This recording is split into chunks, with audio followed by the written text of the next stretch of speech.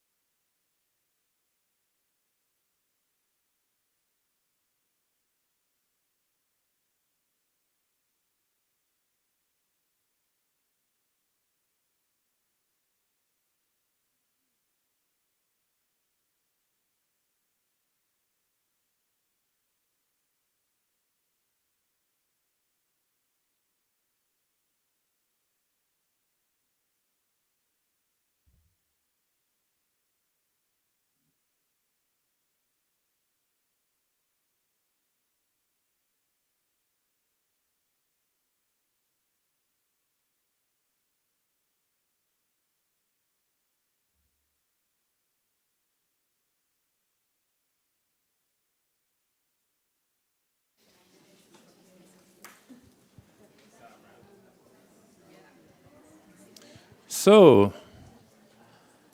hello everybody. I don't know if it's now good morning or good lunchtime, but anyway, welcome to this event here. My name is Stefan Salzmann. I'm from Swiss Lenten Fund. I'm a bit unexpectedly staying here and moderating this first part of the event.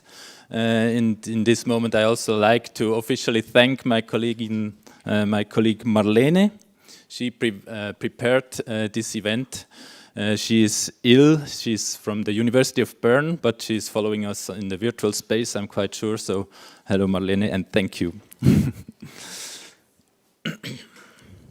Our goal today is to present research findings in the first part, and then to discuss them and link them to the ongoing negotiations, mainly GST, and also looking a bit further to the next NDC submission and the NDC features negotiations around those findings. To do so, to discuss, we are happy to also welcome our high-level guest sitting later on the panel. Thank you for being here. Welcome.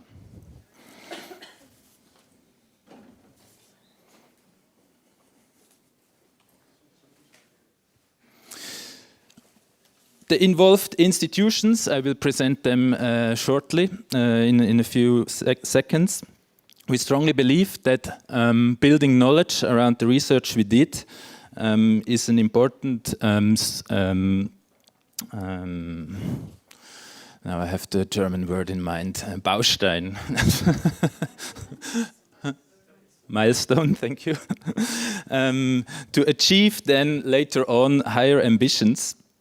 And this is what we will present today. We present research on harmonization of NDCs, also on NDCs and transparency and reporting, and at least, last but not least, also on participation. Those pieces should enable us also to have more substantial discussions and dialogue, such as we will try to have today.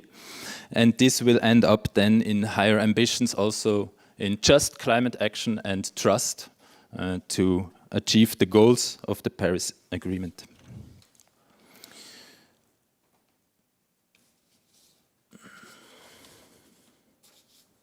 Who are we? The organizations behind this event are coming from academia. This is the Zurich University of Applied Sciences, together with the University of Bern. They will present, represented by Paula Castro, the first research, and also Paula will moderate the panel discussion later on. From civil society, we are a coalition of ZHAW members together with Friends of the Earth Germany and partners of ZHAW members. And we will present then the research on NDC transparency and also in a meta-study, but also a case.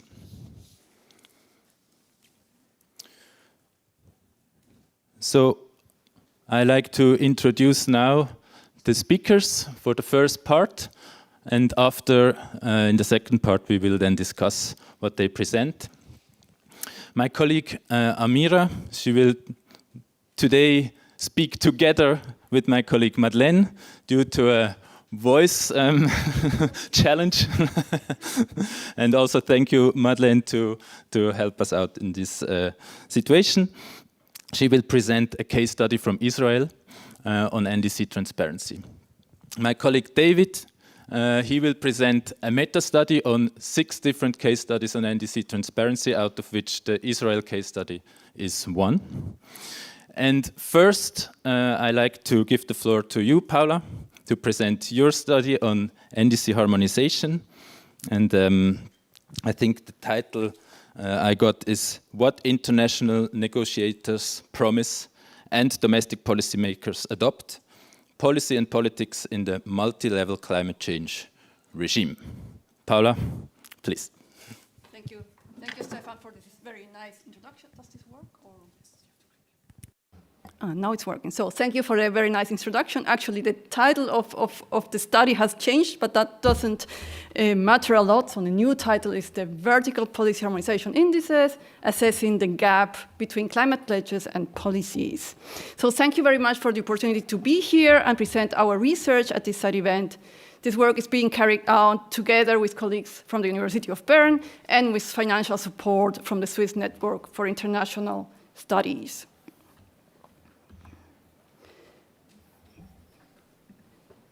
So, to meet the Paris Agreement goals, not only ambitious NDCs, but also effective implementation in domestic policies and laws is needed, right? However, we know that there's still an emissions gap between the NDCs and the Paris Agreement goal, but also this implementation gap between the NDCs and the national policies and measures that are being implemented to meet those NDCs.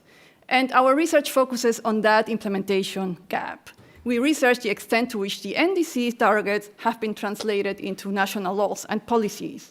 And for doing this, we measure and compare first the level of greenhouse gas emissions that will be achieved in 2030 if the NDC target is achieved, and the same if a target in national policy is implemented. I will discuss this in more detail later.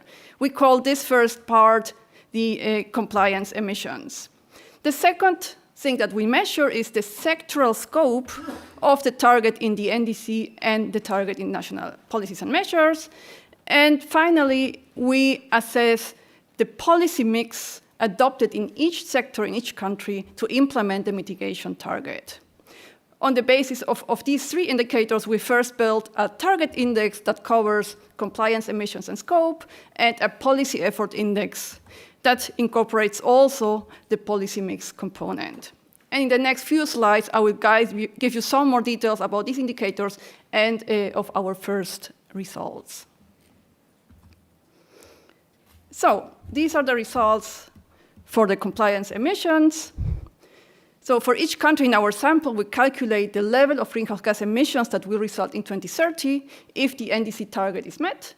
And we do the same for the most recent and comprehensive greenhouse gas target found in national laws and policy documents. This has so far been calculated for 82 countries, representing over 90% of global greenhouse gas emissions. The graphs to your right show the results for the top 10 emitters around the world. For reference, they show in light blue, in a light blue bar, the current emissions level.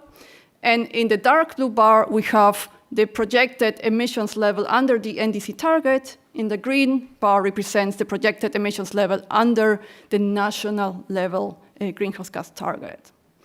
We basically see that in several countries, the national level target and the NDC target are quite well aligned with each other, right? And in the graph, we see that for China, Indonesia, Japan, Iran, Canada, and Saudi Arabia. But for others, there is still divergence. And we see divergence in 2 directions. For example, in the case of the US, in national policy, in a federal policy, we only have, so far, a target that covers the electricity sector. Yeah. The most comprehensive climate-related law, the Inflation Reduction Act, sets up many economic incentives for climate mitigation, but it does not include an explicit greenhouse gas emissions target, right? At the other extreme, we have the case of India. India's NDC target leads to more emissions than its national policy scenario.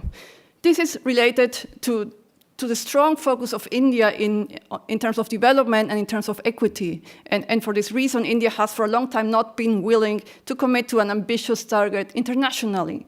However, at the national level, we see that it has implemented very ambitious renewable energy plans, and that's why we see this divergence so far. Our second indicator is the target scope, the sectoral scope of the targets. To calculate this, we compare the IPCC sector categories covered by the NDC target and by the target in national laws and policies, considering also the share of those sectors from the country's total greenhouse gas emissions. Again, we have calculated this indicator so far for the same 82 countries. Our results show that slightly more than half of the countries in our sample have a fully harmonized target scope, meaning that the sectoral coverage of the NDC target and of the national level target is basically the same. But we also see some countries where the national level target has a larger coverage. This is often the case when the NDC target does not include the LULUCF sector, the forestry and land use sector. And at the other side, we also see some countries where the national level target has a narrower sectoral scope. And this is the case, again, for example, for the US, but also for Russia and Iran, where the national level target only covers the energy sector or part of the energy sector. And finally, our third indicator is the policy mix. Yeah? And we try to assess the policy mix within each of these IPC sectors using two variables. The policy density, which is simply the number of policy instruments adopted in the sector, and policy instruments can be anything from a tax, a subsidy, a more procedural measure, etc., voluntary measures, information measures as well. And also the intensity, which represents the quality of each policy instrument within the sector. And for the intensity, we measure two things. First, the coerciveness of the policy instrument, which basically classifies policy instruments on the basis of their capacity to actually compel a change. And we also assess the resources used for implementing these policy instruments, considering, for example, whether there's an implementation agency, whether there has been installed a monitoring system to monitor progress for this specific policy instrument, where the policy is applied strictly, and whether there are any penalties for non-compliance.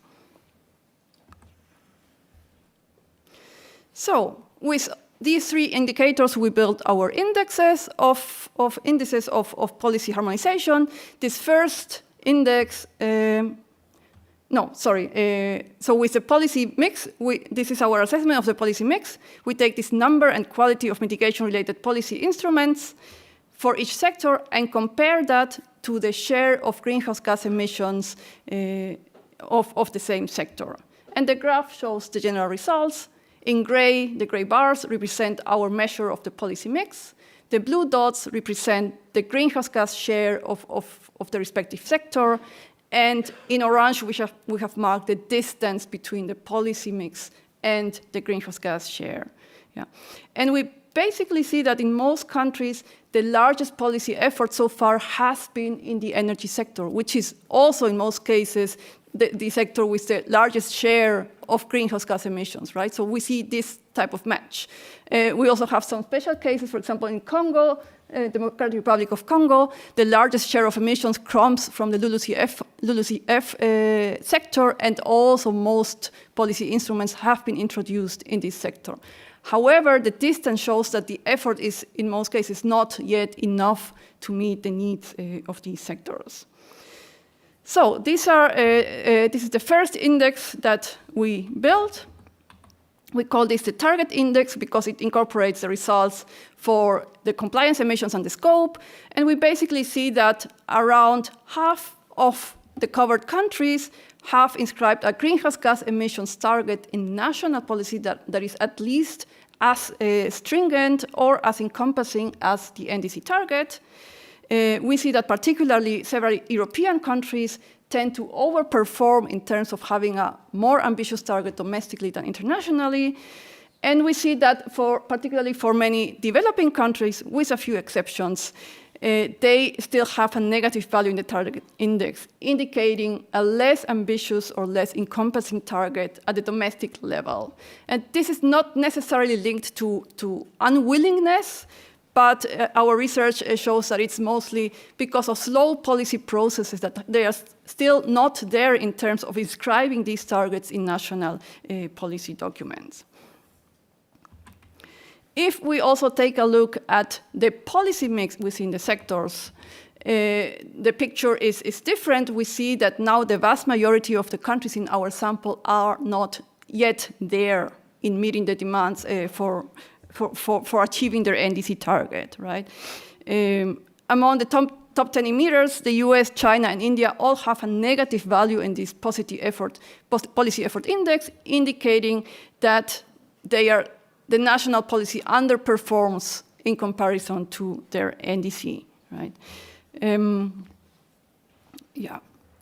To conclude, basically, these two indices that we have produced, they constitute a simple, transparent, straightforward way of assessing countries' progress in NDC implementation. They can be easily replicated and expanded to other countries and updated in order to be able to track progress over time, right? And that's the goal, right? We think that the results are relevant for discussions under the global stocktake, first because they help to systematize and visualize information on progress in translating NDC targets into national level mitigation targets, but also policy mixes intended to implement those targets. And this information can help us support efforts to improve capacity and implementation, particularly in those countries that are still lagging behind. Thank you very much.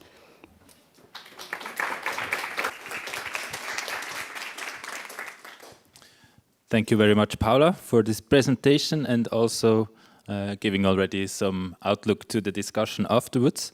I take the chance to immediately go to the next presentation, which is from David Knecht from FastenAction, actually my colleague. And also I would like to show this QR code. I will pass this through the rows. You can find the meta study in full virtually there. And we hope also to boost our sustainability performance for this side event with this. But now the floor is yours, David, to present the meta study on NDC transparency. Please, yes. Thank you very much, Stefan, and also Paula for already giving this nice context. I'm happy to present you quickly the main results of our meta study. And I will rely on, I don't know, Stefan, to switch slides. So please switch a slide. We have, in the last 2 years, conducted a series of country case studies as part of our NDC transparency initiative.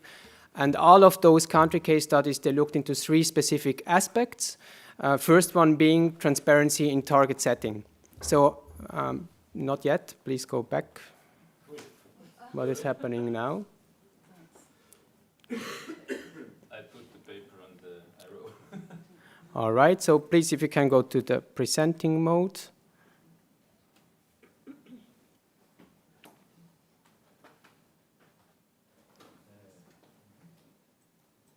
Good. And one slide back. Perfect, thank you. Sorry. No problem. So what we looked at is, for one, transparency in target setting. So how well did actually countries translate their NDCs into national laws, regulations, and programs? Secondly, how well do countries report about progress in implementing those laws and programs on national and local level? So that's the second part we looked at. And those are the 2 parts I will go into details today. In the third part, we looked at the energy production, specifically because it's a very important driver of global warming. However, this part I will not present it today due to time constraints. Next slide, please. So we have produced 12 country reports, and 6 of them are grouped in the meta-study. This is Brazil, Burkina Faso, Colombia, Israel, Georgia, and Switzerland as well.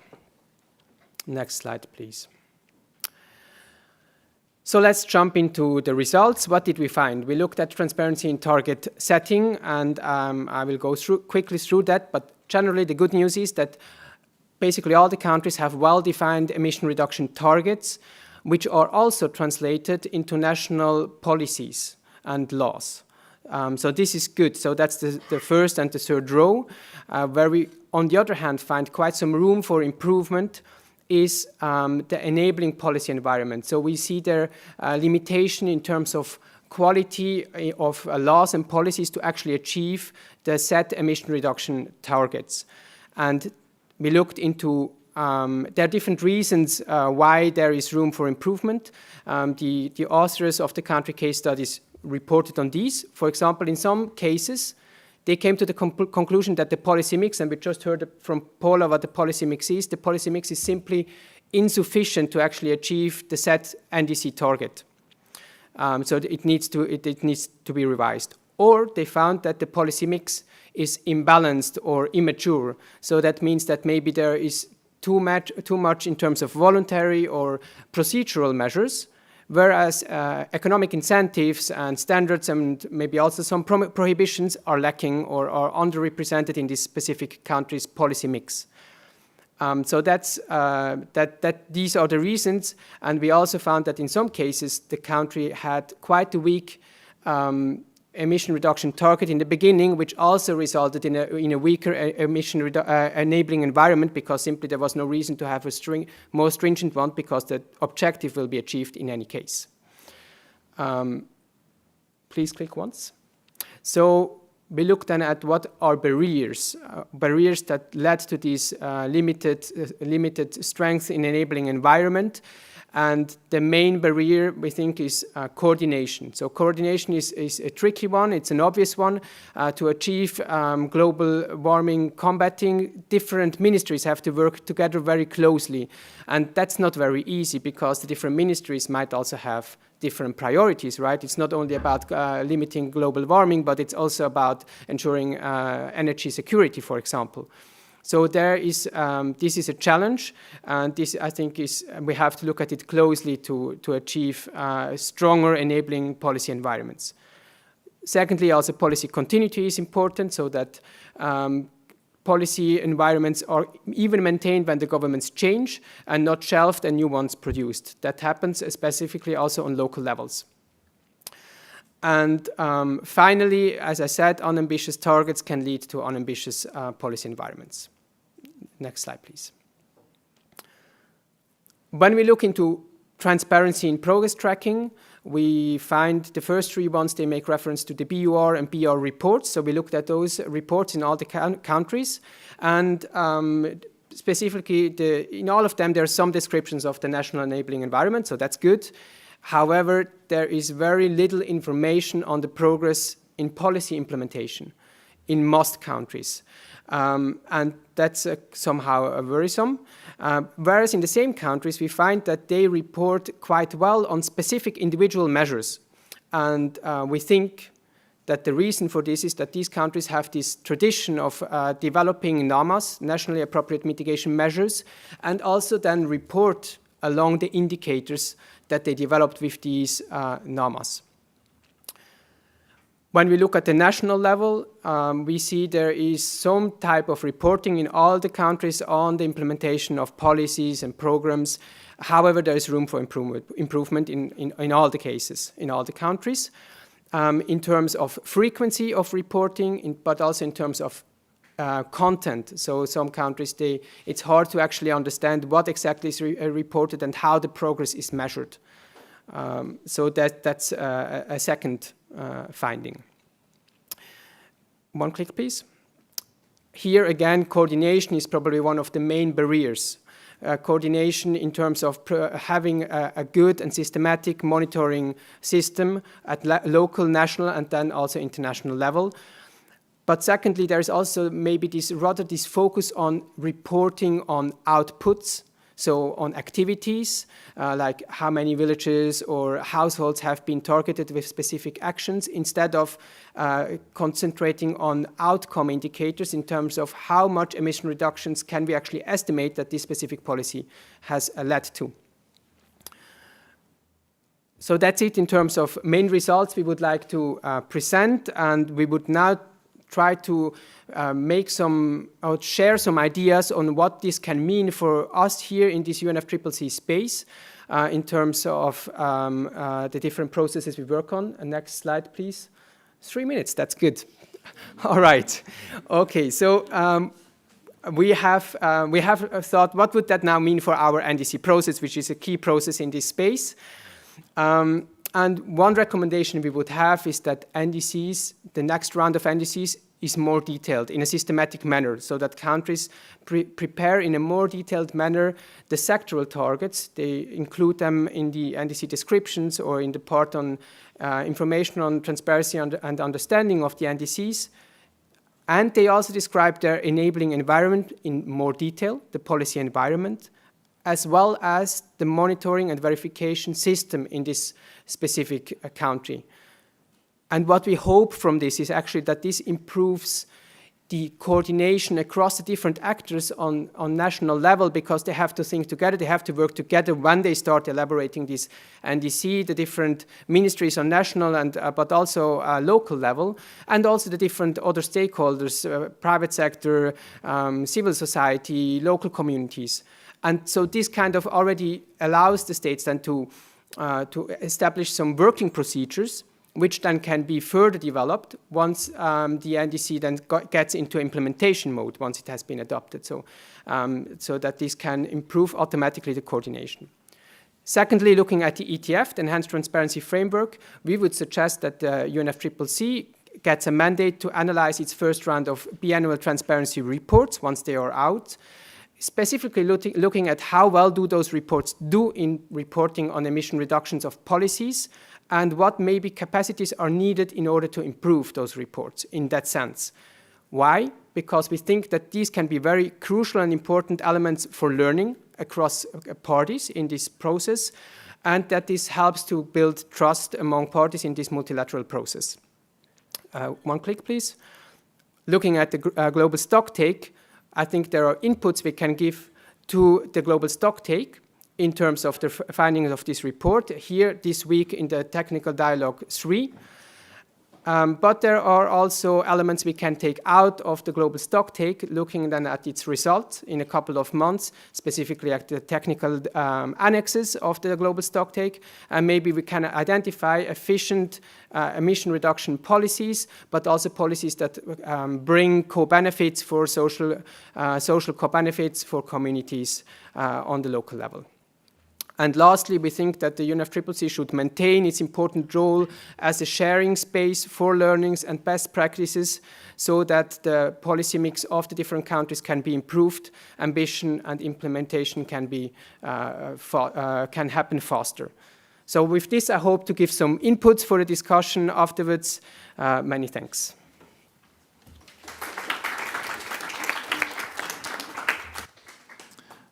Thank you also from my side, David, for this presentation. And what I missed to say before, if there is any question or clarification question to one of the inputs, then I suggest to use the moment after the event when we will have the moment to have also lunch together. For the third input, I will hand over the word to Madeleine and Amira. Thank you for helping us out today, Madeleine. And yes, you will present one of the 6 cases which were an input to the meta-study David just presented.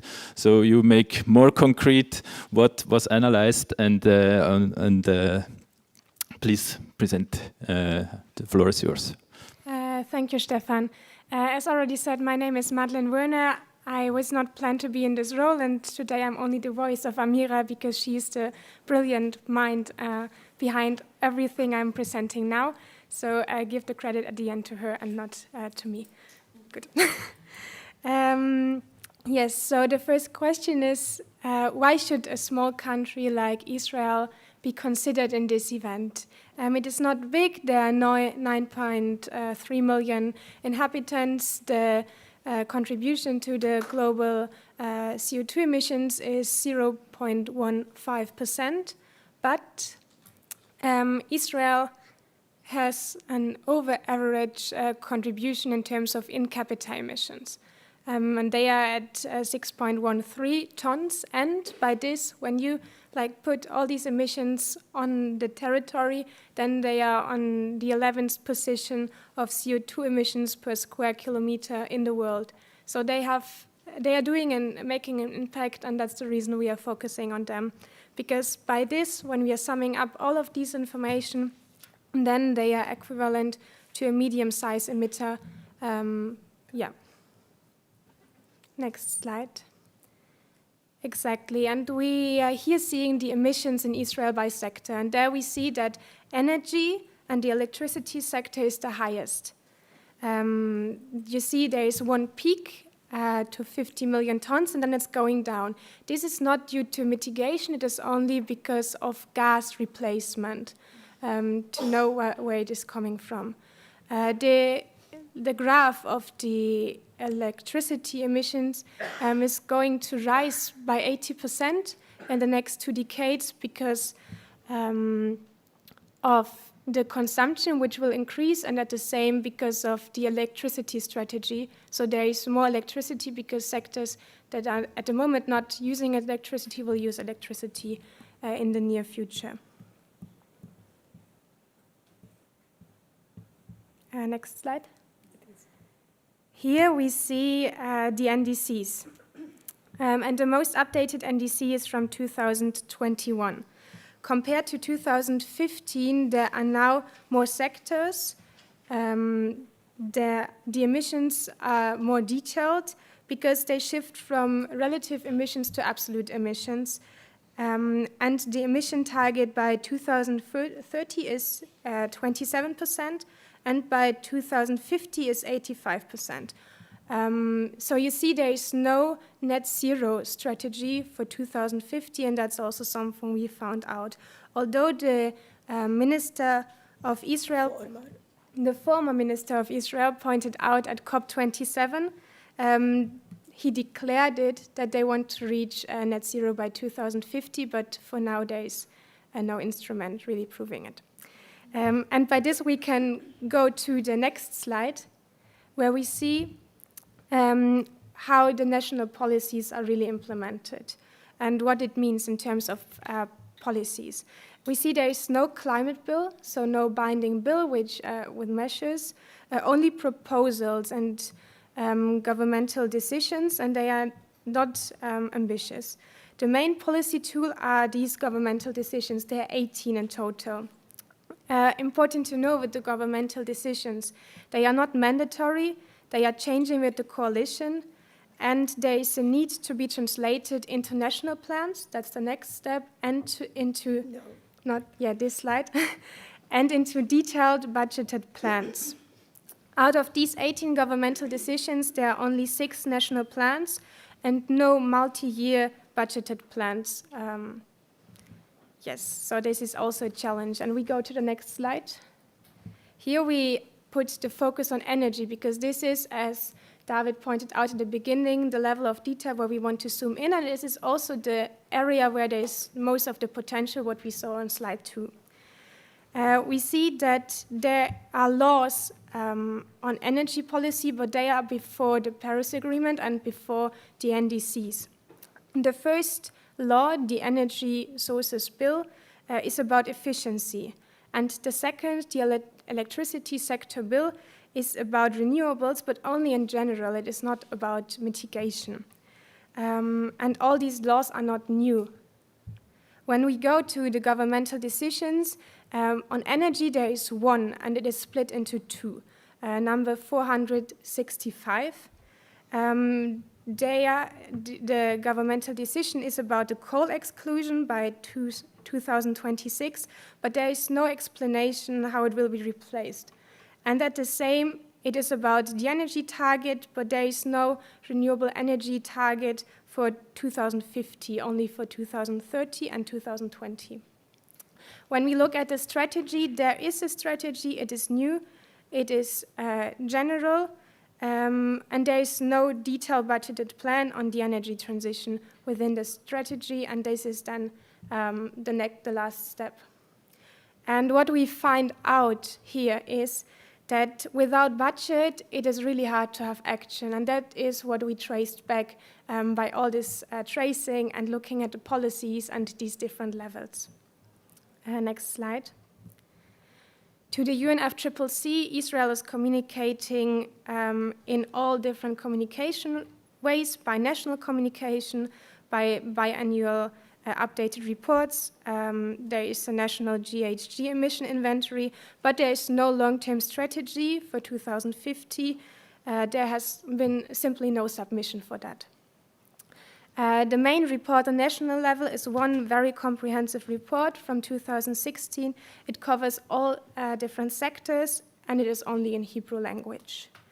There are 5 on renewable energies, but that does not necessarily mean mitigation, although in general, in the Israel context, I hope here I'm right, renewable energies means mitigation, so there is no other measure. And on local level, it was really hard to find any detailed information.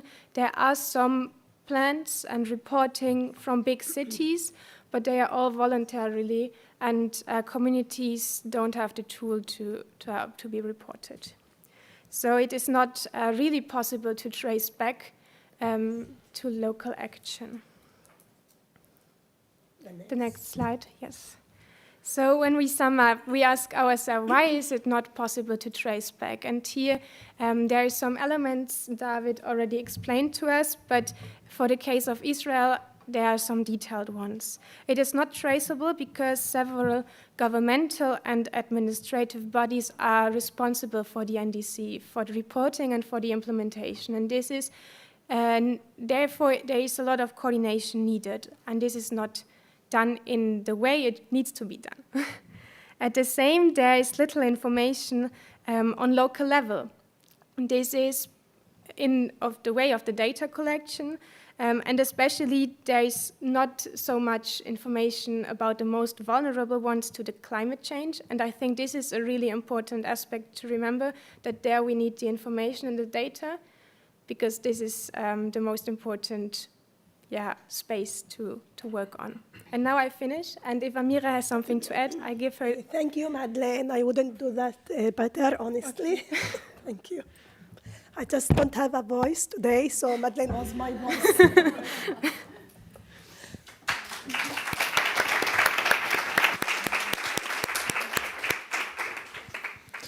So also thank you, Madeleine and Amira, and I'm quite sure if we wouldn't have said that it was not you preparing this presentation, that nobody in the room would have realized it. So good preparation and good support. Thank you very much. And so this brings now the change here in the room also a bit. So I would like to ask the presenters now to go to the chairs in the room, and to the panelists to come to the front and to have a seat here. And while I will prepare also the nameplates and the rest, I will give over the microphone to Paula. Yes? Do you have a hand free or? And yes, enjoy the second part of this event, please, Paula. Thank you. So we have the slide with the panelists, right? Yes, we need to move.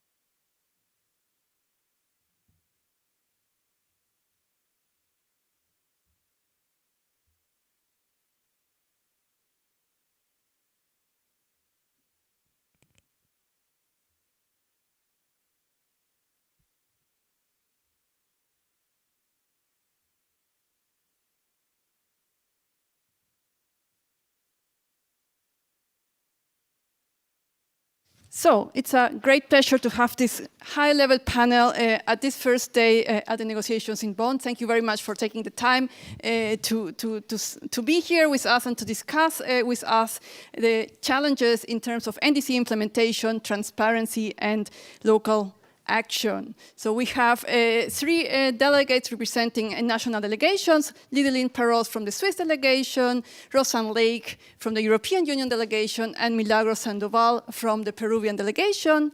Then we have a representative from the UNFCCC Secretariat, Hyojun Wang, who is the manager of the MRV and Enhanced Transparency Framework Reporting and Review Subdivision. And then we have 2 representatives from civil society: Ana Malagon, coming from Colombia, from the NGO Ambiente y Sociedad, and Celia Soevilla from Bund, or Friends of the Earth, Germany. Thank you very much for being here. Let us start our discussion straight away. I will start first with the national delegation representatives. So, Lideline, I have now a question for you. From the studies presented and from your experience in the Swiss administration, where do you see the achievements, but also the challenges in terms of aligning the NDC objectives with national policy and with local actions? Thanks a lot, and thank you very much for inviting me. First of all, I really appreciated the studies, and I think this side event is really timely. Upstairs, our colleagues are discussing whether to add to the agenda a new agenda item on mitigation, and I think that shows that we're still trying to build the architecture under the UNFCCC on mitigation, and it's very helpful to think, outside of these walls, how do those actually lead to real world change. For me, the studies showed 2 very interesting things. First, that it's apparent that there's a necessity to translate the NDCs into national law, and also that it can be a challenge for those ministries who are in charge of NDC formulation to actually potentially coordinate other ministries. And that also, to me, shows the importance of really integrating the NDCs and climate targets into domestic law. And that's what we've done in Switzerland. The climate targets and the policies to achieve it have been translated into national law. And I think if you ask about the achievements, I think under the Paris Agreement, we now have a very robust transparency framework, which we hope to be transitioned into as we move into next year very smoothly. And I think that will go a long way in building trust and building also comparability, which then analysts like you can really tap into. And I think we also managed under the UNFCCC to create a momentum around the submission of NDCs. And I think this is something which we should try to preserve as much as possible. I think there were very interesting developments also with political momentum around things like net zero targets, which weren't really discussed at the time of the adoption of the Paris Agreement. And I think having that sort of momentum around key benchmarks for success, what it means to do good, is something which we absolutely should need to preserve. On the side of Switzerland, we saw that it was much more feasible to adopt a net zero target because all our neighboring countries, there was really a wave of countries who adopted net zero targets. And that, of course, for our government, creates a bit of positive pressure, which is ultimately what the international, regime should do. And I think, especially, I'm working on the GST, we really hope that the global stocktake can continue creating those moments of political momentum, and especially as we look to the we can maybe speak about that a little bit more, but as we look at future negotiations under the GST, but also features of NDCs, which will be discussed next year, we really want to preserve that sort of positive momentum to push for ambition. Thank you very much. So it's transparency, it's political momentum, it's trust building, right? That aids more ambition over time. Let's continue with a representative from the EU delegation, Roxanne Lake.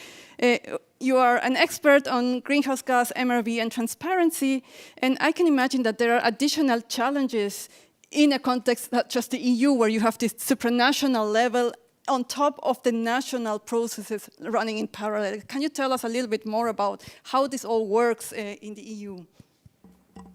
Well, thank you very much for that question, and thank you for the opportunity of being here with you today and having the insight on the researches that you have done and still in progress. I mean, there were very, very interesting aspects here for us to take away in terms of the necessity of aligning NDCs with a long-term strategy and really delivering on achieving net zero. And of course, there were some very interesting aspects as well of the holistic approach needed. And this is something David highlighted, that indeed you have conflicting areas between different ministries of how to deliver and how to prioritize on how we are delivering. And this is where I really like the notion of this holistic approach, which kind of comes down to what we have at the EU level with the European Green Deal, which really englobe not only the environmental aspects, but also the economic, the social, and all the different aspects of society in one holistic approach towards a growth without fossil fuel. So when you say the challenges at the EU level in the implementation of transparency, as you know, the EU, we take decisions which are binding for our member states. On the 2020 target, we had a joint pledge. On the 2030 target, we again have a joint pledge. So indeed, the decisions that we take are then rolled out and implemented in member states. Some are done at the EU level, that you may probably know, the ETS, and now we have ETS2, which is going to look into buildings and road transport. And I'm sure you heard about the Fit for 55, which is really this legislative package that we have been on proposal and being negotiated, and now we have agreements in principle, but yet to be implemented. And we are in the process of really aligning our engagement at the international level with the domestic law, but it's all through this Fit for 55 process package and still delivering. So yes, still a lot to be done, but we have had challenges. We have challenges as any other party in delivering, because reporting on transparency is important, and assessing how we achieve what we have achieved is an essential component of it.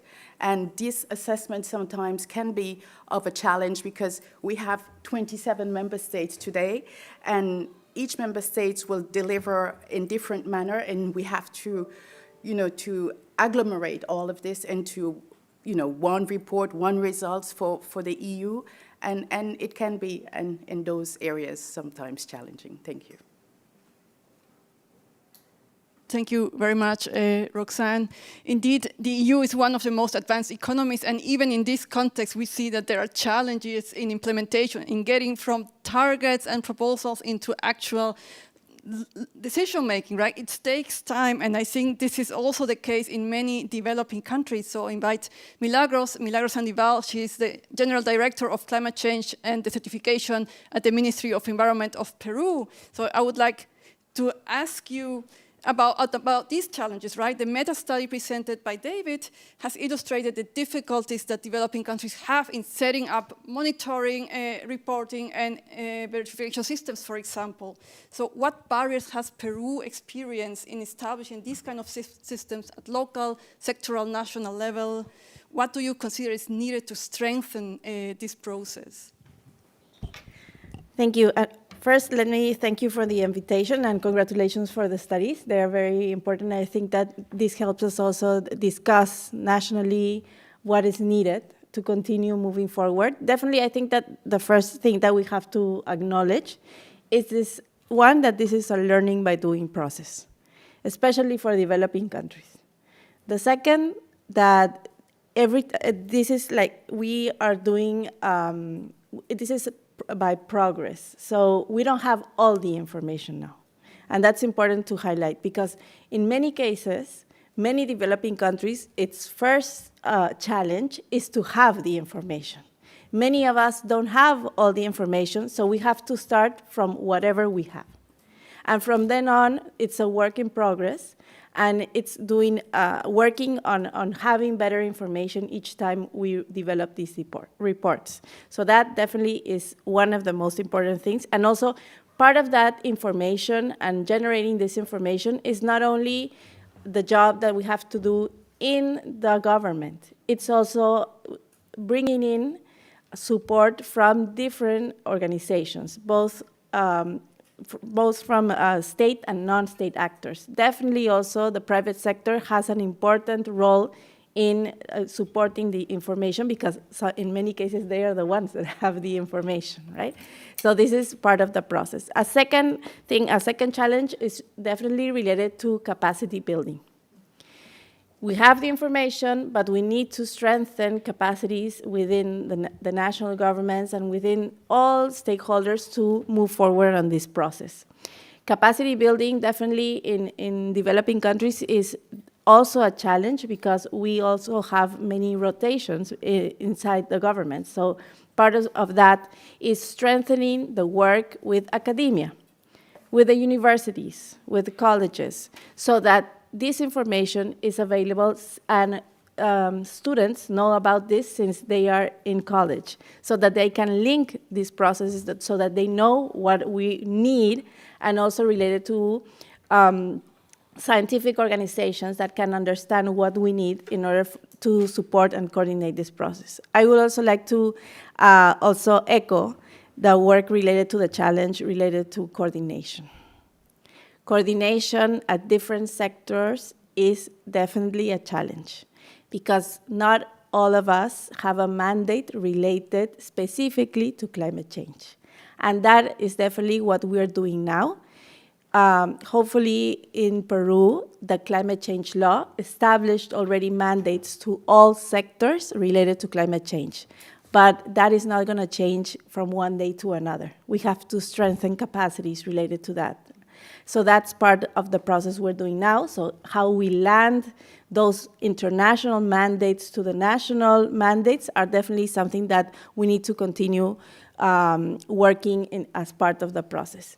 And also, in overall, I think that the coordination is not only sectoral, but it's also with subnational governments that we have to strengthen as well capacities and work with them together to identify their needs, their priorities, based on, in the case of Peru, for example, subnational strategies related to climate change and that link to our national strategy. And as well, definitely, the work with indigenous peoples that in Peru is a must, and it's definitely something that we have to do as part of a culture, as a country that's so diverse, but also with other non-state actors that are important in this process, and where we need to continue building and strengthening capacities in order to have a coherent process in which we have the same goal. Thank you very much. Thank you very much, Milagros, for these insights, also from the case of Peru. We also have in our panel Xiangshu Wang, who is a representative from the UNFCCC Secretariat. I hope I pronounced your name correctly. Sorry if I didn't. So you're an expert in MRV and in transparency.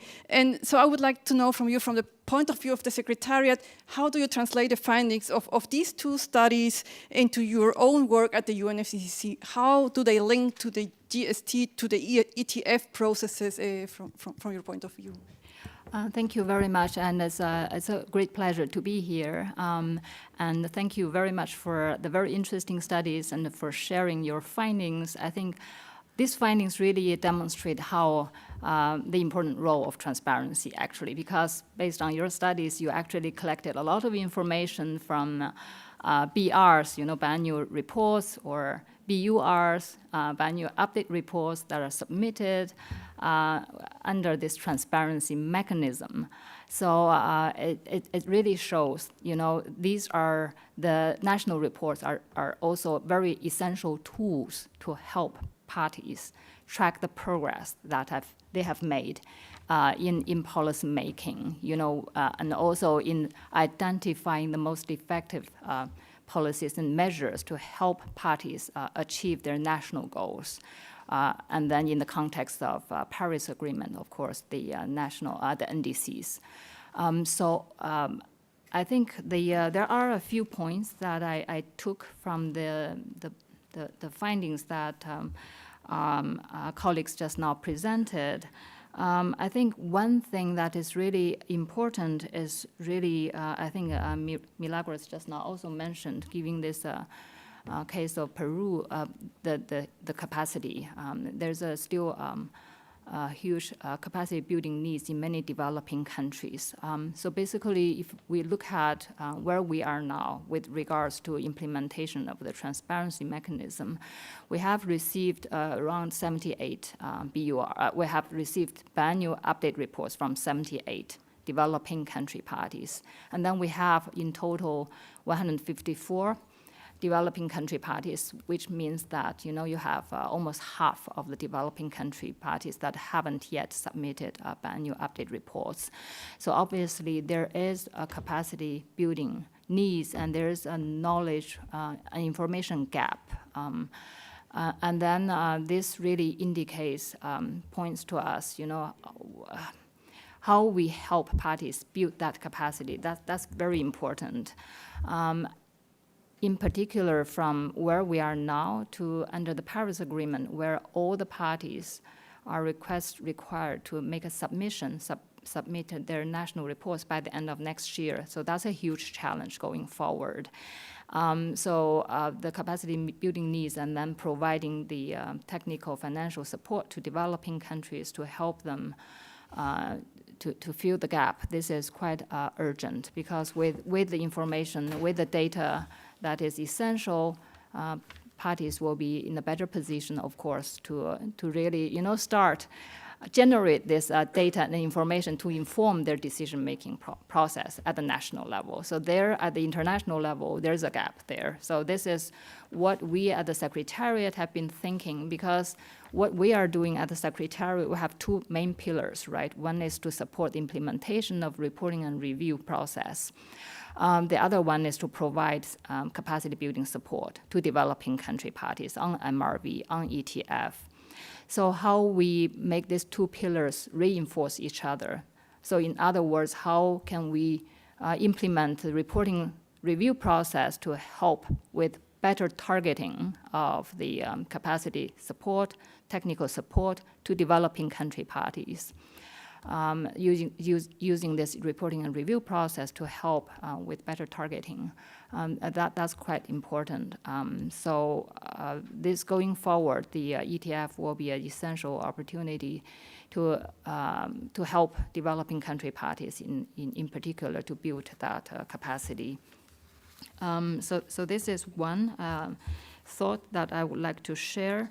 The other thing is I wanted to mention about, I was very encouraged to hear the case study of Israel, because myself and another colleague, we were in Israel just a few weeks ago doing the very first in-country technical analysis of the biannual update report prepared by Israel. And that experience is very enriching, because we see this technical analysis or technical review process create an opportunity for the stakeholders at the national level to sit together on the table, to go through, with the international technical experts to identify what they have done well, what should be done better, where's the gap, and also to get the technical advice from the international experts. So that, in turn, really helps parties to coordinate better among themselves, and then to ensure that there is a sustainable long-term domestic MRV in place to generate data and information that is needed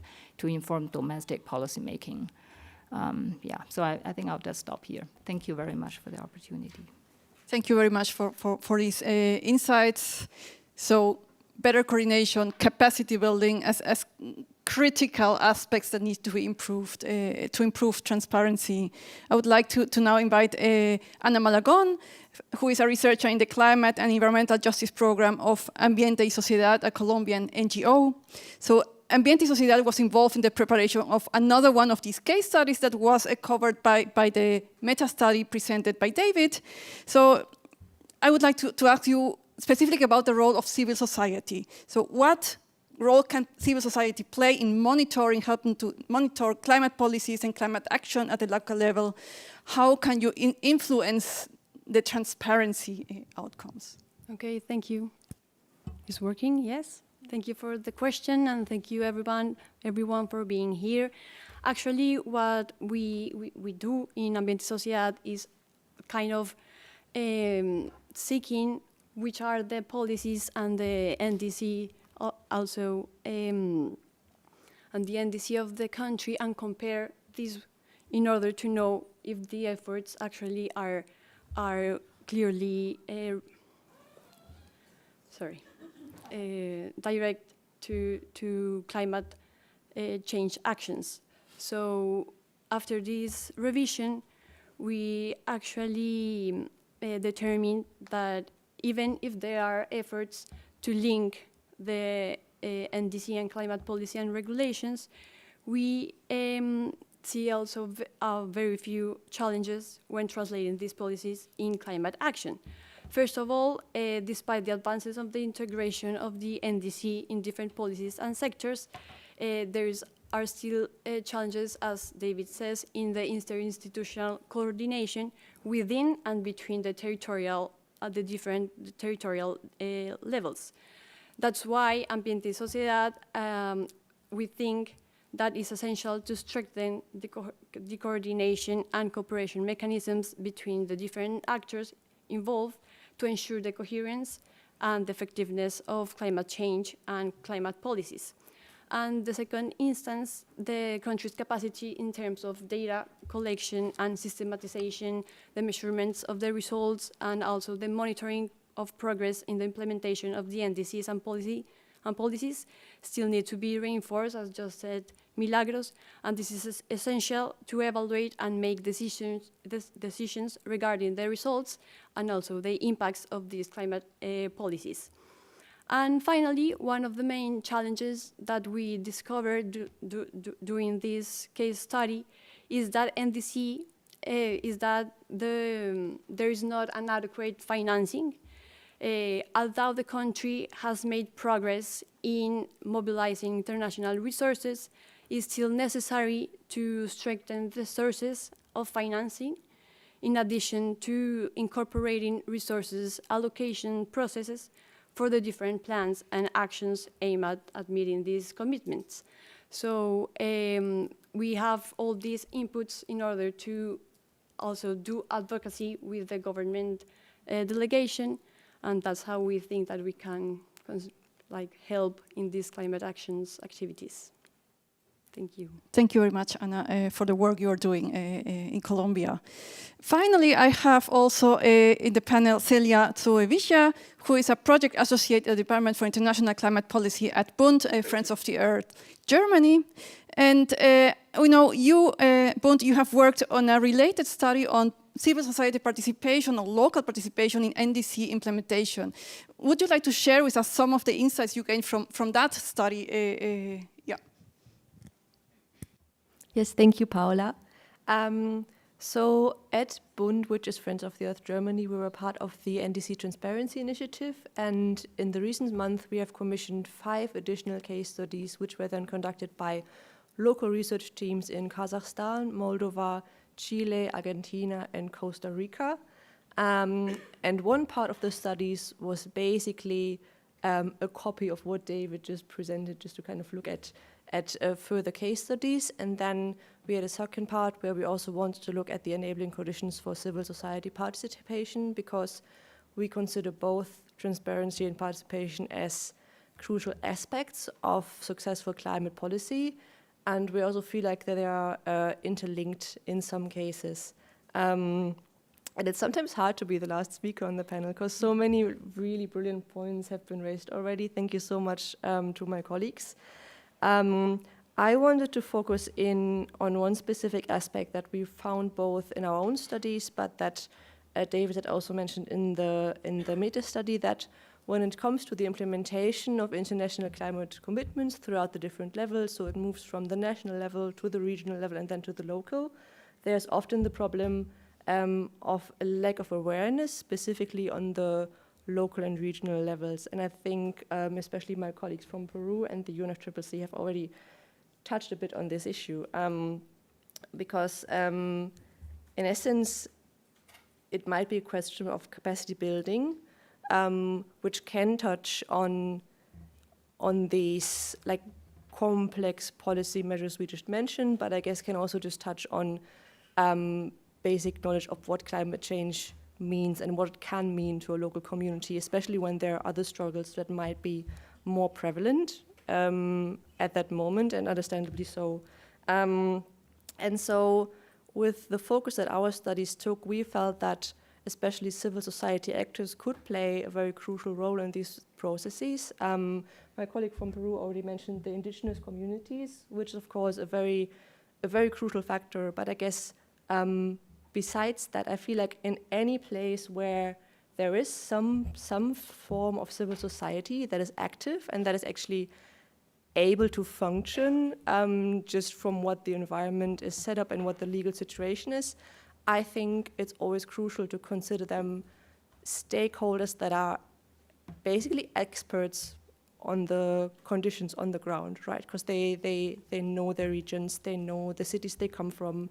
And so on the one hand, they can be a great help in building these capacities, but I think also in designing useful climate policy that is tailored to the environment on the ground, but they will hopefully also be better accepted just because it's rooted in what civil society said, who hopefully would have more of a feeling for what the local community actually needs.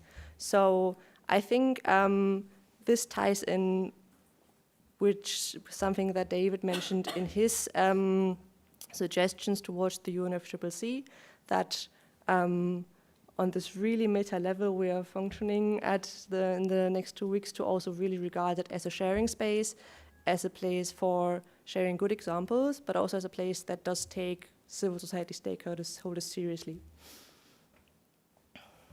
Thank you.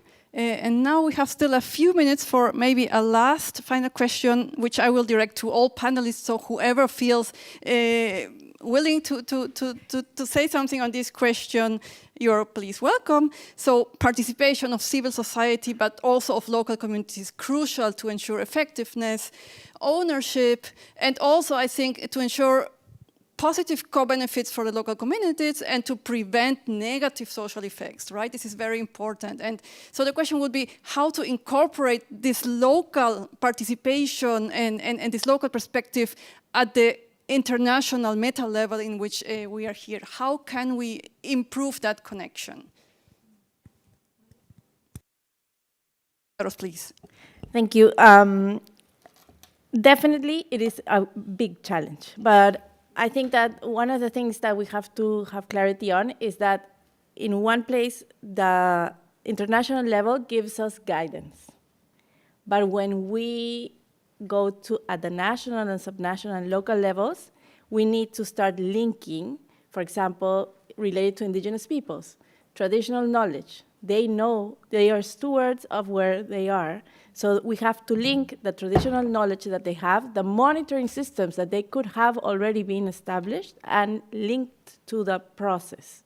And that is something that we can link in overall then at the national level with the policies and bring it in spaces like this, because obviously there is nothing necessarily that we can do without the support of civil society in overall, and especially with those local indigenous communities that are on the ground, that help us work on the process, that help us if we have, like, for example, issues related to monitoring forests, we have to have some sort of the support of indigenous peoples as part of the monitoring system.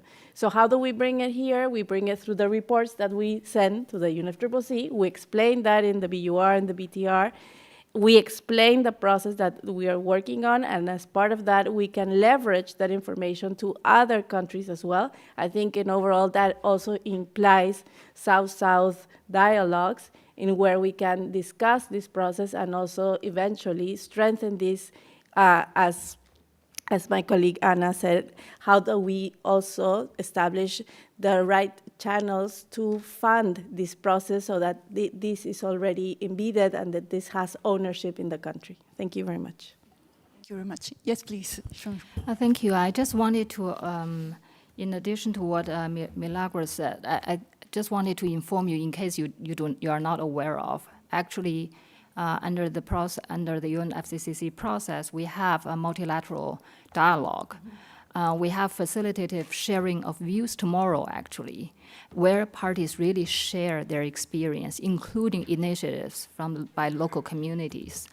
And I think that's a very good place for if you are interested. And also it's a very, very important policy dialogue where parties inform each other about what other parties are doing and learning from the experiences. I think indeed it is a very critical point. The other thing quickly I wanted to reflect on is this non-party stakeholder, MRV, because this is ongoing. So how we ensure vertical harmonization between national reporting and reporting at the subnational level, or by the corporations, or at the local level. That's important. That can really inform GST, because then you provide a more coherent and holistic picture to inform the GST process, and then which in turn helps with NDC formulation, the next round of NDC formulation. So I feel that that's another dimension to look at that. Thank you. Anybody else? Yes, please, Lizzie. Thanks. In Switzerland, I think public participation happens mostly through the democratic process itself. Swiss citizens have the possibility of submitting popular initiatives. They've done so. Recently, 2 years ago, there was a climate law which was subject to a facultative referendum. It was declined by the Swiss population, not due to the climate target, but to the measures that were proposed. And therefore, government had to go back to its draft and submit new measures. And this weekend, we're again going to be voting on another set of climate legislation. So I think this is really how the public is directly engaged in Switzerland, which of course is a massive opportunity to get buy-in, but of course also presents the challenge that you really have to explain to the population, the importance of climate protection, also the incentives, make sure that the climate measures don't penalize certain parts of the population. So it really sparked a lot of debates also internally on equity within the Swiss population, and a lot of public debates also around what are fair measures and what is equal across society. So I think that's also maybe an interesting example. And just to raise that, when we talk about NDCs, I think there's different. In some countries, I noted that NDCs are really the planning instrument, and therefore public participation for the formulation of NDCs is really, really crucial. In Switzerland, the NDC is more how we communicate what's already in the climate law. And therefore, ahead of our next preparation of NDCs, we're considering how to really integrate stakeholders and public participation for the formulation of NDCs. But at the same time, we're very much aware that whatever will be in the NDC will only translate what's in the law. So there's a little bit of expectation management also on our part to be done. And I think it's also interesting to understand the different roles that NDCs play in different countries. Thank you very much. Yes, please. Okay. I heard quite a lot of things today, and I already explained how the EU factors in its international commitment and its domestic law and how it's delivering through the Fit for 55. I will not go back into that. But I would like to just mention one thing which I heard through the colleague from Bund and from a colleague from Peru, where you highlighted that, each party is different. The needs are different locally. And it's really those who are closest to the ground that know how best to help and how to implement these international decisions. And here, the EU has, certainly been doing a lot of capacity building, not only financially, but also technically. And we have now been launching quite a few new contracts to extend beyond this capacity building in various areas, but also in terms of modeling, because somebody mentioned the lack of knowledge. My colleague from the UNFCCC mentioned that. And we noticed that in terms of modeling, there was really a lack, and that's some capacity building that we'll be preparing in the coming months and years. So that is something that we'll be focusing on and helping to allow that everybody is able to deliver on these global commitments. So, thank you. Okay, thank you very much for all of the participants in this excellent panel. Please, a big round of applause for them. Thanks for sharing with us. And